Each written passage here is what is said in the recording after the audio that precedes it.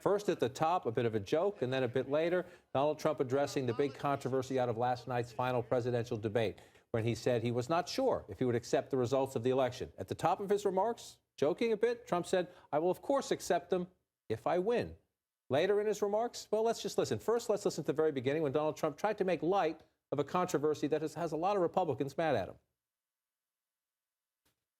I would like to promise and pledge to all of my voters and supporters and to all of the people of the United States that I will totally accept the results of this great and historic presidential election if I win.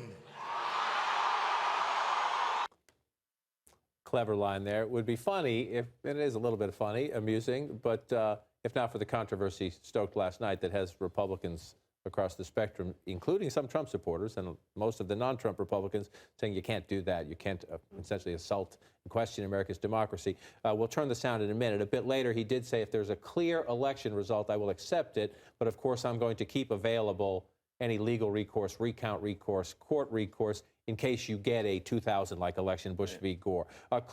Clearly, they woke up this morning in the Trump campaign and realized they needed to fix this. I'm not even sure if it was this morning. I think it was in real time last night because you saw them trying to. But he could have answered that last night. That would have been a good sort of way to say it.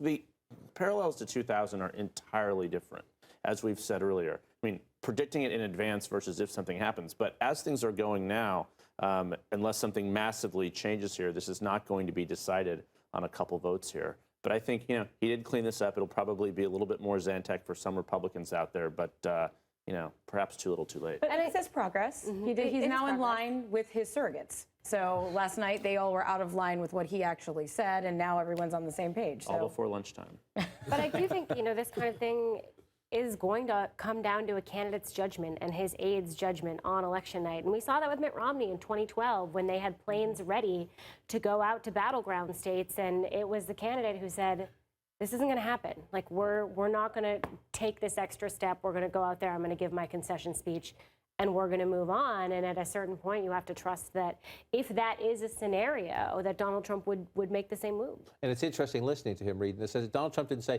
this came up last night and I didn't answer it just right, or I didn't, fully get. He doesn't try to explain.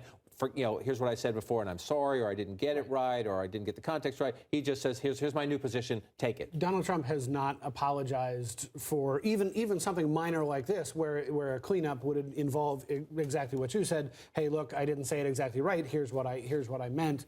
He's not that type of person. When parties get towards Election Day, everybody has planes on the ground ready to go to battleground states. The Senate Democrats and Senate Republicans will, to go to whatever close Senate race is in the balance. The House Democrats, House Republicans will. Just because he says he will accept an election result doesn't mean there's no implicit statement there that he won't make whatever legal challenges are legitimately available to him. But there's a larger point here that 7 Republican secretaries of state from around the country have called these kinds of comments irresponsible. That was just over the last Monday and Tuesday. I haven't checked in the last 24 hours or so if anybody else has. But the fact is, questioning the integrity of American elections undermines the very foundation of the thing that we've been relying on for 224 years. And let's quickly, because words matter in a situation. Last night he said he wanted to keep the suspense open. Let's listen to exactly what Donald Trump said when he just came out in, again, Delaware, Ohio, and tried to clean it up.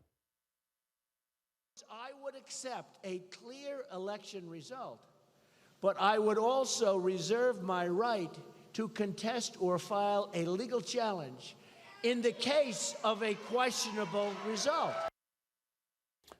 Let me ask this final question. We have about 20 seconds in this context. Last night's debate was dominated by this. Now today, 19 days before the election, will be dominated by Donald Trump's cleanup, not about doing the business of trying to win the election, correct? No doubt about it. And meantime, early voting starting in North Carolina today, in-person early voting. That's the issue here. So many ballots being cast as we speak. And? Literally millions of people have already voted in this election. Yeah, those are the ridiculous. diehard partisans. The people who are just starting to vote now or who will be voting on Election Day are the people who are undecided. Those are the folks who were watching last night looking for a candidate to be behind.